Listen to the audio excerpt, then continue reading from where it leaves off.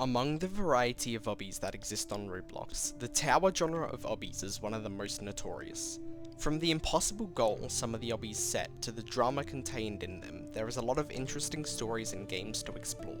If you are unfamiliar with Roblox obbies at all, first of all, thank you for clicking on this video. Secondly, you should go check out Layer 1.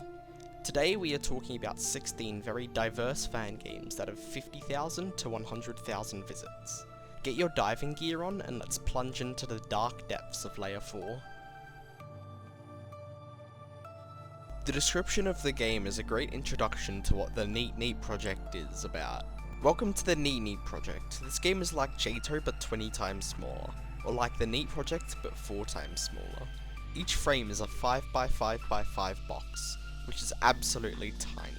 Despite the size, the towers do not have jump changes, making the towers incredibly easy and not accurate to what they actually are on the difficulty chart. The owner Nicky Guess has constructed 5 rings in one zone. A majority of the whole game is constructed by Nicky Guess too, leading there to be no credits. Even if the game's description leads you into believing that only towers are tiny, this is not true. To the lobby, to the difficulty chart, everything is smaller in some way. A very nice niche detail is that the music is faster. This is like an opposite version of the music in Buffed Towers, as in Buffed Towers the music is slowed down. The sped up music is a very niche detail that just adds to the oddity of the game. The towers are not accurate to the difficulty due to it being extremely difficult to build gameplay with that small of a frame. The towers are about 3 difficulties easier than they say on the difficulty chart, if not even easier than that. The towers are in bite-sized pieces too. They are very short, going from 2 seconds to around 3 minutes. The towers and even the ring select have a naming trend of putting not even A at the start of the name. Citadels have this trend except repeat, definitely not A at the start instead. The original NEAT has the name not even a tower. In conclusion, this is a fun game to quickly play through. It would not be too difficult to go through and 100% the game. I would recommend it as a quick fun experience. Robot 64 is a really high quality open world Roblox platformer. Robot 64 is created by Kevin all the way back in 2017, which is 7 years ago by the way. Robot 64 has a very unique platforming system composed of a lot of movements that can be used to scale various structures around the map. These movements are jumping, double jumping, crouching, sliding, diving, spinning, large jumps, backflips, and even a few more. Bebo is the main character, and as the name suggests, is a robot. The goal of Robot 64 is to collect ice cream and destroy the sun. In JToH but Robot 64, the game physics and movement are very similar, except the goal is completely different. As you can probably tell by the game, the goal is to scale and beat Juke's Towers of Hell towers, but as the Robot 64 character, Bebo, there are a lot more variety to the moves that can be done within the game, as the new physics engine makes more stuff possible.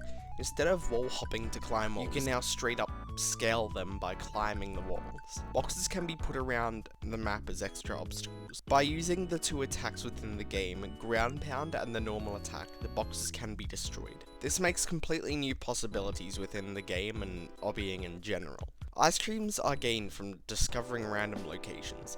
They are effectively the tower point system seen in JToH.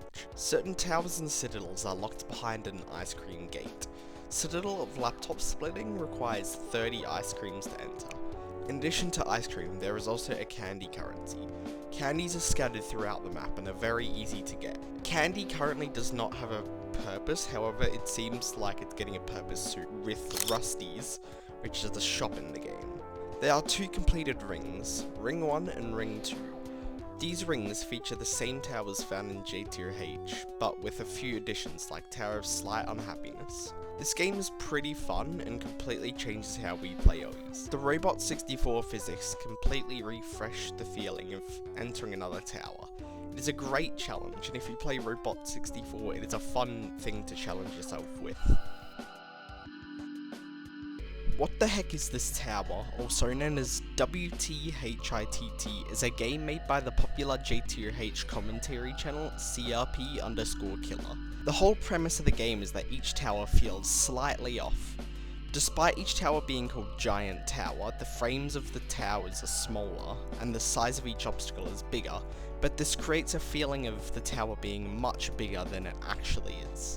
The rule applies to all towers inside the game, except for Tower of Nostalgia Hecc, which is a normal tower. It is a normal frame, and Tower of Nostalgic Hecc is one of the most iconic things in the game, as that is what CRP Killer mostly shows in the thumbnail of the game. The tower has the gimmick of each floor mimicking one iconic JToH tower. For example, floor 1, what you're seeing right now, is mimicking Tower of Beat Block Berserk in Ring 9 of Juke's Towers of Hell. Currently there are 2 completed rings and 2 half-completed rings. These 2 half-completed rings have half of the towers in them, but are still playable. Each tower's difficulty is seemingly random where it was originally. An example of this is Thanos Tower, which is called Thanos Giant Tower. Thanos Tower is normally bottom insane difficulty at 8.15. But in What the Heck is this tower, Thanos Giant Tower is much easier at low mid remorseless. Tower of True Skill is the new soul crushing in the game, usually being bottom remorseless at 7. In What the Heck is this tower, Giant Tower of True Skill is bottom insane. In addition to the difficulty changes, the gameplay slightly changes too. Within towers, the gameplay slightly resembles the original, however the gameplay is completely different. There are unique towers not based on JToH 2. One of the first you get introduced to is Giant Tower of Frustrating Sentiment in Ring 1. These unique towers are built mostly by the owner, but there are some community made ones too. Citadels are named the same way as towers, being called Giant Citadel. This naming trend carries on to the smaller towers too. Unlike JToH, the rings have a completely unique theming. Ring 1 is located in a deep valley. Ring 2 is located in an alone town. Ring 3 is located in an azure cave. And lastly, Ring 4 is located in Ethan Kai International Airport. This game is based on CRP Killer's series of If Tower of Hecc is built with another tower's style. In general, this game is interesting, but the spin doesn't introduce too many ideas in gameplay. Not in a rude way, but it feels like the game is a fan-made interpretation of JToH. Welcome to the first game in this layer, which has exclusively unique towers. Ark's community Towers of Hell was briefly mentioned during the Layer 1 Tower Creator entry. Dissecting the name gives insight into what the game is about. The game is owned by Shim05. His old username started or consisted of something with Ark in it. He is also the owner of Tower Creator. The community tower part refers to each tower in the game being made by someone inside the Tower Creator community. This is possible by the Tower Creator Discord server, by having a submission and review process which mirrors actual fan games. Once a tower is deemed fangame worthy, it is whitelisted and imported out of Tower Creator and into Studio, where the rest of the fangame is made. Ark's community Towers of Hell is unique as no other fangame even has the capability of doing this. Currently within the game there is one ring, which are called episodes, with 12 towers, a steeple and a citadel. The ring is set in a rocky dark cavern. It's similar to Ring 5 in Juke's Towers of Hell. The fangame is mostly the same as any other fangame. It has some amazing towers with it, and even some custom soundtracks made by various talented musicians. The staff in Tower Creator are also the staff in Ark's community Towers of Hell. Inside the lobby, there is a small tower museum showcasing all of the towers inside the game. It leads to the massive citadel at the end called Citadel of a Direct Approach, which is one of the most iconic creations in Episode 1. Similar to Tower Creator, this fangame is in the progress of being revamped. The entire lobby and towers are being overhauled. The new rings in the game are called Fragments, and Fragment 1 was accidentally released for a few hours. The new fangame doesn't have a name yet, so it is just temporarily called CT, what you can infer to be Community Towers or something. In general, this is a game worth playing, as it utilizes a concept that no other fangame can. Ark's community Towers of Hell has some awesome towers too, like the Citadel mentioned before and Tower of Insignificance. This is another fangame with a unique concept. The whole ploy of the game is that every tower gets in no matter how good or bad the quality is. The name says it all, the game is desperate for towers. The game is created by player_250 and has 5 completed rings. These rings are called levels, and they explore a variety of themes. Level 1 is a grassland type biome, level 2 is located in desert lands, level 3 is set in snowlands, level 4 is set in tropical lands, and level 5 is set in jungle lands. There are also 3 subrealms. The first subrealm is located in level 1 and is a Sakura village. The second subrealm is located in level 2 and is called Crystal Caverns. The last subrealm was called High Sky Expanse at level 3. Each subrealm have their unique lobbies and a collection of towers. Inside each lobby there are 2 charts ranking towers, the familiar difficulty chart and the unique quality chart. The quality chart ranks towers on a scale out of 9, where 9 is the best. Currently some of the lowest rated towers are Tower of Extreme Pain located in level 4 and Tower of I Love Wall Hops located in level 5. And some of the highest rated towers are Citadel of Amalgamation located in level 2 and Tower of Half and Half. This game also has a unique tower submitting feature in the way that you are able to submit towers from inside the game. Clicking the text bubble next to the chat in the top right will open up a tower submission form. This is the only fan game I have seen do this. Due to the nature of the game, levels 6 to 8 are completely filled with towers. As you probably could expect, the towers hugely vary in quality, from having towers the same quality as God's Awful towers to stuff that are actually pretty good. This makes each tower you enter a complete surprise to what it's going to be. This is an enjoyable fan game to go through and just see all of the variety. This is one of the most underrated fan games in this tier. Wonders Towers of Awe is a very unique fan game in the form that it was developed naturally. Rings, which are called depths, get much more high quality as they progress. There is even a sub-realm in Depth 1 called Fogged Isles, where old and rejected towers stand. This game is pretty large too, having 4 depths to explore, with depths 3 and 4 being by far the highest quality. The lobbies follow the general theming trend that other fan games follow. It starts off with a vibrant island that plunges into the oceanic depths. Depth 3 is a kelp forest, which puts out a very comforting and completely unique vibe. The depths are a mix of alright towers and amazing towers. Throughout the depths, the towers get more modernized. The most obvious sign of this is the Citadels. Depth 1 Citadel is pretty interesting, but mostly classic. Depth 2 Citadel is slightly more modern, and Depth 3 Citadel is so cool and unique. It's one of the most exceptional looking Citadels I have ever seen. Wonders Towers of Awe is owned by Wonderfulism. This game is one of the few JToH fan games to have monthly towers to earn tickets. The tickets can be spent on cosmetics, however a vast majority of cosmetics have not released in their respective depth shops. These monthly towers can be incredibly difficult though, so if you are looking for a challenge, try these monthly towers. There used to be monthly challenges, however they got taken out of the game. These monthly challenges used to pose an extreme challenge, way harder than the monthly towers. Some towers that stick out from the rest of the game include Citadel of Looped Failures, Depth 3 Citadel. Tower of Descension, a Fogged Isles descending tower. It's pretty long, but it's pretty fun and it will drive you insane. And Tower of Buttons in Depth 1 is one of the longest towers in Wonders Towers of Awe, but it is still worth a play, as it plays into the theme of buttons, containing an insane 100 buttons in total, which is a crazy stat. Lastly, Tower of Nostalgic and Modernism, which is a very unique and enjoyable Depth 2 tower. This game is well worth your time. I strongly recommend playing it. Getting to Depth 4 is a great reward for the tough towers that'll challenge your patience.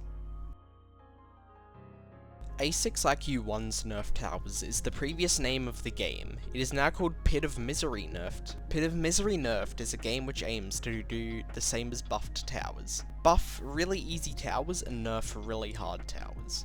The lobby is a slight variation of the actual Pit of Misery lobby. The difficulty chart is also unique, as instead of going from lowest being the easiest, lowest is the hardest. So Unreal is at the bottom of the difficulty chart, while Easy is at the top. The non-soul-crushing difficulties are stacked at the top of the difficulty chart in one big clump. Inside the lobby and in towers, you get helicopter powers, T-pose, trail mix, and vertical mobility. A secret within the game is a custom extra tower. To get to it, you have to climb to this pillar and get to this shrine thing, which will teleport you to a tower with no name. just from trying some floor 1 jumps, probably somewhere between extreme and catastrophic. The towers are nerfed to be around 2 difficulties easier than the original difficulty. The only tower that has not been completed is Tower of Modernistic Design Choices, which is aimed to be buffed to Unreal difficulty. There are 2 additional areas inside the game. The first is Bi-Weekly Tower Nerfed Subrealm. The name of this subrealm explains itself. Every 2 weeks, a new subrealm with nerfed towers is introduced. The week which the script is being written contains the towers, Tower of Paradise nerfed, and Tower of Terse Persecution nerfed. The difficulty chart ascends in the subrealm.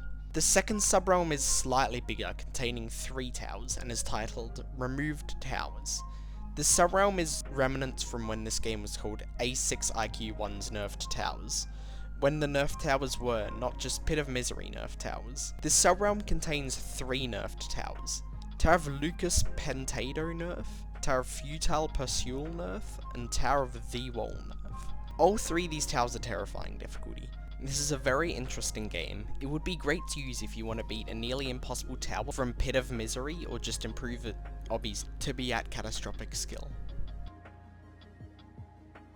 Rami's Pillars of Hell went through a few name changes, the previous one being Saki's Pillars of Hell.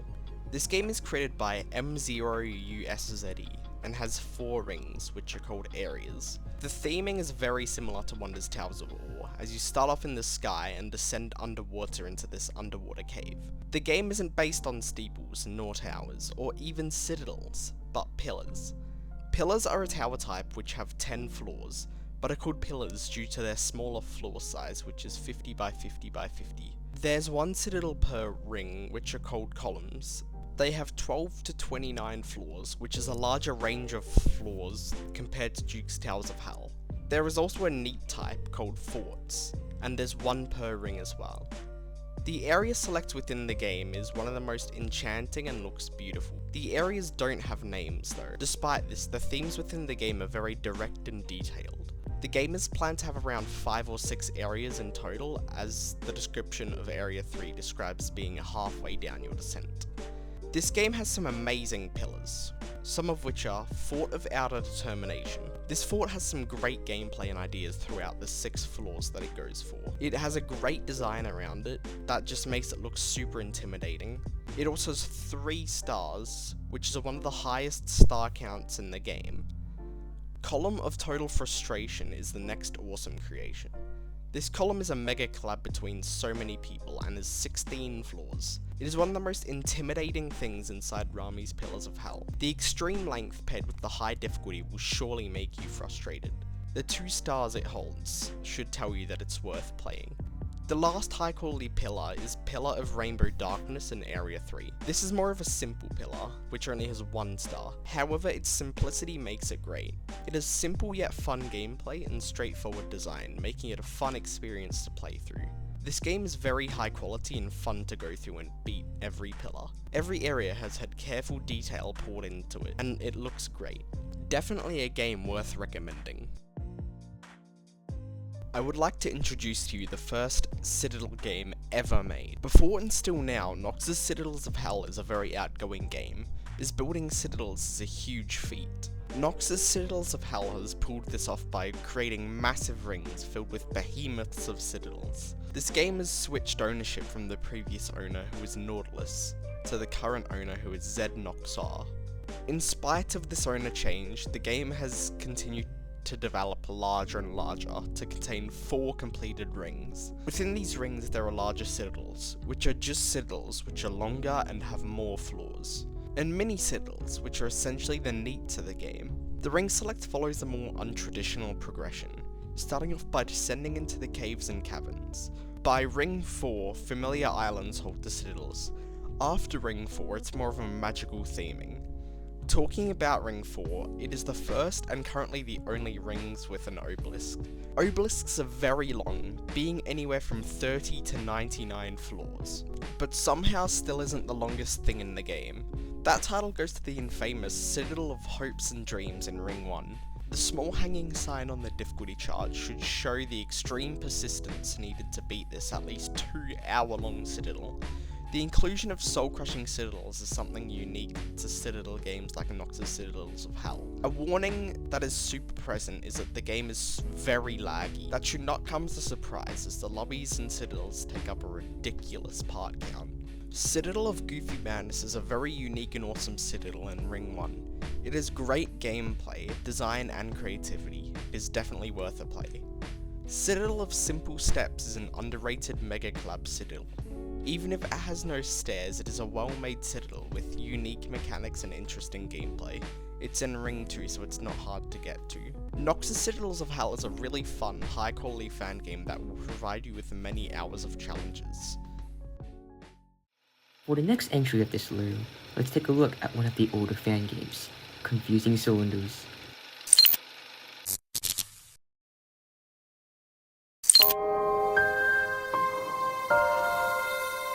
Confusing Cylinders is a fan game owned by Hecc. The game was created all the way back on June 26, 2020, and at the time of making this entry, had 64,100 visits. Unlike an average fan game where you scale cubicle towers, this game revolves around scaling a differently shaped structure, that being a cylinder, with varying floors. This was also the game that inspired several other fan games to revolve around scaling different shapes, like tricky triangles. This game offers two worlds, which are canonically called universes for the player. World 1 is called the Realms of Tyranny, and two realms are open to the public, Home and Monotony. On the other hand, World 2 is called Origin, and three territories are open to the public, Genesis, Advancements, and History. Each world contains a unique set of terrain and lore, with even bits of the lore gradually revealing how both worlds are interconnected to each other. Now, you may be wondering, how exactly did these worlds come to be? Well, to answer that, let's dive into a little bit of the game's history.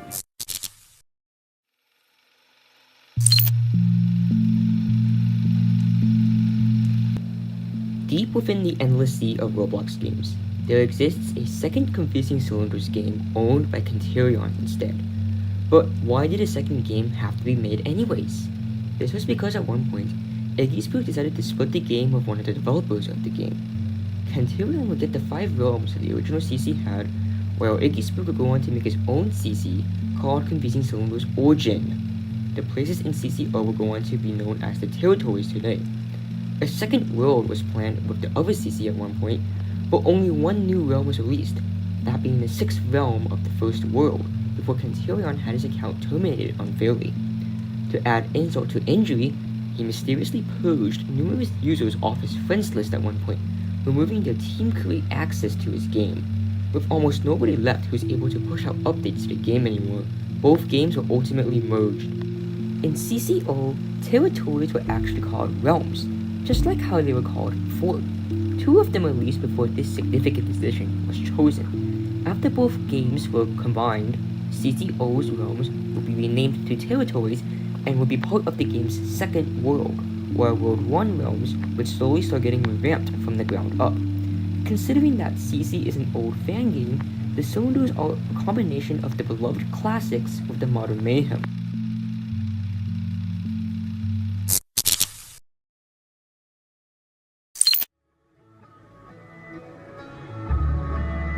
As this is a fan game with its own tower types, let's go over the different types of cylinders the game offers.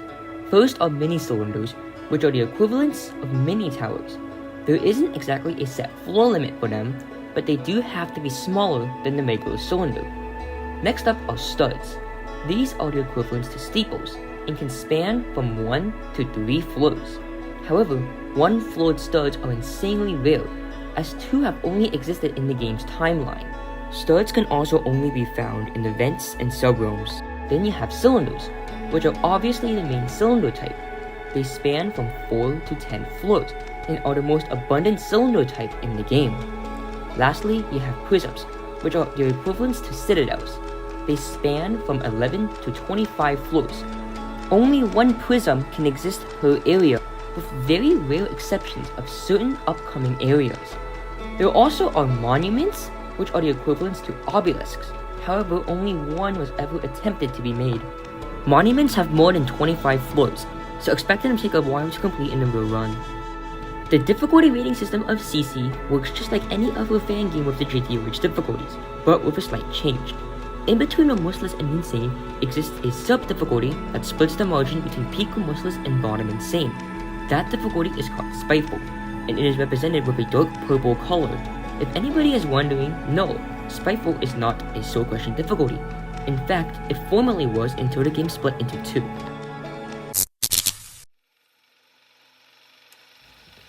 This concludes the entry for confusing cylinders. The next entry awaits. Hopefully you enjoyed Galaxified's section. Cynthepti's Architectural Towers of Wonder is a very unique tower game. It is created by Cynthepti, who is a great builder with a whitelisted tower in Juke's Towers of Hell. The actual game is listed under a group called Tower Climbers of Justice. Within Cynthepti's Architectural Towers of Wonder, there is a wide range of towers. These are just normal towers with 10 floors and 100 by 100 by 100 sized frames. There is one ring where 15 towers, mini towers, and citadels reside. The really thin difficulty chart contains various custom difficulties. From the bottom of the difficulty chart, baby difficulty, to the top of the difficulty chart, finale difficulty, there is a lot of towers. The tower categories have some wild names too. The Easy Peasy Towers and the Smelly Towers are both the tower categories describing the beginner towers and the advanced towers. Cynthepti's Architectural Towers of Wonder is set on a floating island with many biomes habiting the land around it. There is also a meteor area which holds one of the coolest citadels I have ever seen. The citadel is called Citadel of Meteors and Raging Terror, or Comet for short. Apart from this acronym, the tower frame itself is so notable. Inside its 18 floors, very tough and elongated gameplay cramp the inside. Making it to floor 18 of this Malice difficulty citadel will put you up against an uncountable amount of neats circling around the citadel. Moving on from this gigantic citadel, we go to another unique feature, which is the placement obby. This obby will test your skill and give you an estimation on where your skill lies, and the tower to attempt from your skill. The placement obby is basically a timed difficulty chart obby, ascending from baby difficulty to gap difficulty. Once you either fall or run out of 100 seconds, a recommendation pops up. This is a super unique feature which should be added to more tower games, as it would assist beginners and be a fun challenge. Inside the building inside the lobby, there is a room dedicated to trophies. There is a trophy dedicated to almost every single tower. Across a bridge resides a shop, and stowed away inside the lobby is a portal to the most menacing citadel. You can see its alien features in the distance. Cynthepti's Architectural Towers of Wonder has a mix of mediocre and great towers. It is worth playing if you like Tower of Zigzags, Tower of Galactic Travel, and Citadel of Meteors in Raging Terror. This fan game shares the same acronym as Juke's Towers of Hell. Despite this, it is vastly different. The game is owned by Forgotten Studs, but his previous name was something related to Jet. Thumbnail and screenshots inside the game are not of Jet's Towers of Hecc, but a game which is covered at the very bottom tier called Jet's Towers of Hell, Reborn. This is a fairly old fan game dating back to the 19th of July 2019, which is competing for the oldest fan game on this tier. The ring selector only has one completed ring, which is Ring 1. The Lobby Island is a fairly familiar island with all of the necessities that are inside tower games. Inside the building across from the bridge is a grey building which contains the beginner, intermediate, advanced, and the psychologically unsafe towers. There is also an additional tower category which is called Concept Towers. This only contains terror flipping places which cannot be entered. Around the main island is another island, which holds the Grand Citadel. However, this citadel is unable to be played as it is unfinished. There are also a few other things around the island, like the I Give Up slide and the Practice Obby, that is around challenging to intense difficulty. There are a few other secrets around the lobby which I'll let you find. Let's get to the towers now. The towers vary a lot in quality and difficulty, very similar to the last fan game that we covered. They can go from repetitive jumps to actual nice designs with nice gameplay. In addition to this, the tower difficulty is not accurate of where the actual difficulty is. A tower which is new to the game and was pretty decently made was Tower of Stepping Forward. This is a Tower of Elysium design based tower. The gameplay has some good variation and looks pleasant. Going from this tower to one not so great is Tower of Lots of Ladders. This is a very empty tower. It has repetitive gameplay and virtually no design. If you want to beat this, good luck. Older fan games like this are really interesting and give you a different vibe to the quality standards today. Even if they aren't the best, They are something to look for. Towers of Hecc is a fan game forgotten to time. Before we get into the actual game, what is a tiered obby?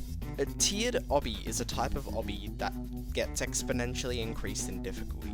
They experiment with unique styles and a wide range of difficulties. These obbies do not have any frames. They are mostly structureless or of one key structure the obby revolves around. Unlike most tower obbies, they do not have any client objects, and usually are not very long. Some popular tiered obbies are Stairway to Heaven, Homage, Room of Terror, Beans, Oceanic Depths, Snacks, Tower of Glory, and an uncountable amount more. Anyway, Mad's tiered obbies is composed of various tiered obbies. Ironically, the difficulty chart is not that dissimilar to the Juke's Tales of Hell difficulty chart in scaling. Each difficulty scales up to be 2 times harder than the last difficulty. There are obbies which range from tier 1, which is the easiest tier. Tier 1 is basically walking and basic movements, up to tier 15, and even higher. Tier 15 contains super precise jumps which are insanely high in difficulty. Beating an obby will result in getting an obby point. Mad's tiered obbies has regions instead of rings. Within the game there are 3 regions, with each region getting progressively harder. The regions are set in gloomy environments, which sets the tone for the difficulty of the game. Harder obbies are required to progress to further regions. Soul-crushing obbies fall under the difficulty of tier 11 and above. These obbies are extraordinarily hard. A very fun obby in region 1 is the Cliff's End. This obby has various skips, which are fun to find and a good gameplay style.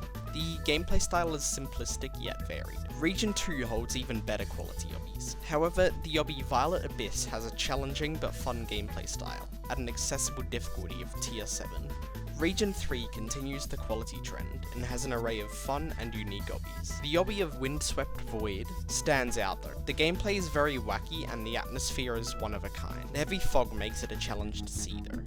This game is a great experience to progress through and challenge yourself with some pretty good tiered obbies. There are not many fan games that have reached the amount of worlds in Hecc's Hellscape Steeples. The ring select features 6 rings, which are called realms, and a second world with 2 fully complete areas. On top of that, the game is spoiled with 4 sub-realms. Inside this large game, there are many setting changes, going from a cluster of islands to a surreal lava landscape and everything in between. Between all of the realms, areas and sub-realms, there are 192 things, consisting of boxes, houses, towers, citadels, and of course, steeples. Boxes have 1 floor with a 100 by 100 by 100 frame. They are usually very short, being 30 seconds to 5 minutes long. Houses are essentially cylinders from confusing cylinders. They are varying in floor count with a cylindrical frame. You should be familiar with towers and citadels now. Steeples have 5 to 6 floors, and are basically just shorter towers. The earlier realms share some cylinders with a game we previously mentioned, confusing cylinders. The cylindrical creations fall under the house frame type. There are a few categories of steeples. The starter steeples contain the easiest steeples in the area. The skilled steeples hold the second easiest steeples. These pose more of a challenge but are still relatively easy. Next up are the mind-breaking steeples. These steeples are a small step up in difficulty from the last category and have some pretty tough steeples. The last non-hidden category are the almost impossible steeples. These steeples are pretty self-explanatory. They are insanely hard. The almost impossible steeples can contain non-soul-crushing steeples. Moving on from this, there are many secrets in all of the lobbies. The soul-crushing steeples are hidden in special locations based on the lobby they are in. For example, Steeple of Dying Inside, which is Realm 1 soul-crushing, is hidden in the windmill. Going left from spawn brings you to the chill area. Following a doorway will take you to a very unique space, the Frame Museum. This area displays all of the towers within the realm in one convenient area. Each frame is a mini-model of every tower that would be in the realm or area. They even have particles too. This is an awesome feature that should be implemented into more fan games. Finally, let's talk about some delightful steeples. Steeple of Good Laugh is an exceptional steeple. Its simple yet elegant design allows for super enjoyable gameplay and a little bit of creativity too. Steeple of Increasing Complexity is a beautiful steeple. The well-earned gameplay style speaks for itself. It also has one of the coolest designs out of any Realm 1 steeple. Lastly, Citadel of Obligations is a very cool looking citadel. The outgoing frame itself is commendable. Events were held in the game too, the last being the 2023 Christmas event. In this event, presents were hidden around Realm 1 and you had to find them. On the screen is present Christmas gifts and present of wacky shyness. Hecc's Hellscape Steeples is a very underrated game which has some really fun houses, steeples, towers and citadels. It's a one-of-a-kind fan games with lots of content to explore. Crazy's Kaizo Regions is a game created by a very well-known Juke's Towers of Hell builder called Crazy 50. Crazy 50 has built popular towers like Tower of Double Trouble and Tower of Niflheim. While he's famous for this, not many people know about his fangame, which is what we are talking about today. Entering the game will bring you to the region selects. This houses two regions, Region 1, Peace, and Region 2, Unity. To access Region 2 you need to get some crazy coins, which is a currency we'll talk about later. Unlike other tower games, Crazy's Kaizo Regions does not have the tower type in the name. The tower type inside the game are rooms. These rooms are not one floor or even 2 or even 20 floors long, but a range of floors, which can be from 1 floor or more and still be called rooms. To show how long each room is, there is a length marker on top of each portal, displaying either tiny, short, medium, long, or extra long. Much like another fan game created in 2019 we discussed in Layer 1, this game uses universal stud textures instead of solely stud textures. This creates a very interesting feel to the game and the lobby.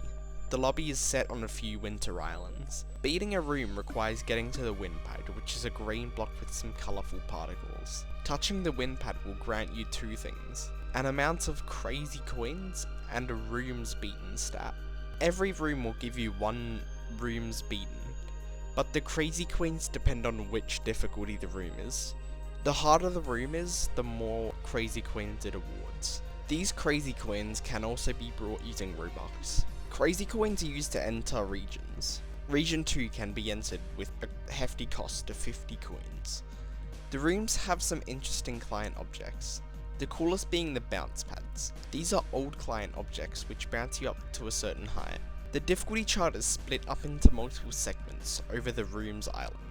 Each segment of this island is for a different difficulty of towers. Another thing located in the lobby is the corrupted rooms. This portal leads to the hardest rooms in Region 1.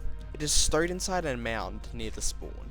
Crazy's Kaizo Regions is a great experience to go through and see some of the older gameplay from known builders today. It introduces some noteworthy mechanics that more games should look to incorporate.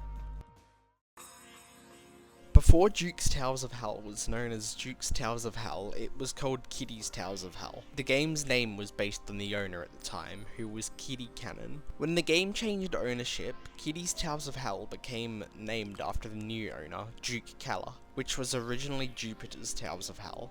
But Juke changed her name, so now it's Juke's Towers of Hell. Kiddie's Towers of Hell Reborn is based on the idea that Kiddie can never quit the game's development, instead continuing to develop and build upon the game.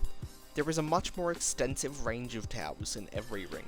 Each ring has almost double the amount of towers they originally had, with Ring 2 having the most at an impressive 24 towers and a citadel. This insane tower count leads to the total amount of towers being 115 and 7 citadels in just 7 rings.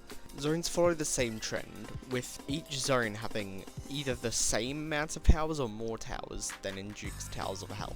Zone 1, which is unreleased, houses 2 citadels and 14 towers. The lobbies have the same theme, but are remixes of the original. Ring 1's lobby has a few extra features, including a few secrets. A very interesting secret is located by going outside into the Swingy Boys sign. Jumping into the inlets at the side of the island would put you into Swab Dart's club. This place is a mini Citadel of Void model. Swab Dart's character with some dialogue, and the most interesting thing of all, a hidden tower. Corner clipping on the transparent blue glue part brings you to an unnamed tower. Another very cryptic secret is at the slit next to Citadel of Laptop Splitting. Walking inside this slit will bring you to a portal named The Final Stretch. This portal brings you to an entirely different game with the same repeating obstacle. Beating these obstacles will kick you. There's probably more depth to this puzzle, but I haven't looked into it. Now let's talk about the difficulty chart. The difficulty chart is a mix of the current Juke's Towers of Hell difficulty chart and old Kiddie's Towers of Hell difficulty chart. There is pretty notorious difficulties on there, like the Thanos difficulty and the Never Again difficulty. Joining Ring 1 gives you 3 gears for free: a jump coil, helicopter powers, and a lantern. These gears can make towers easier. This fangame is a really cool mix of older fangame design and newer fangame design. It's perfect if you like the feel of older gameplay in JToH rings, as there are a lot more towers with that vibe inside the game. Unfortunately, this tier is over. Tier 4 has some really interesting, underrated, and great fangames. Hopefully you can try some of these fangames out, as they are super fun. Next episode, we plunge into the dark, freezing waters of Layer 5.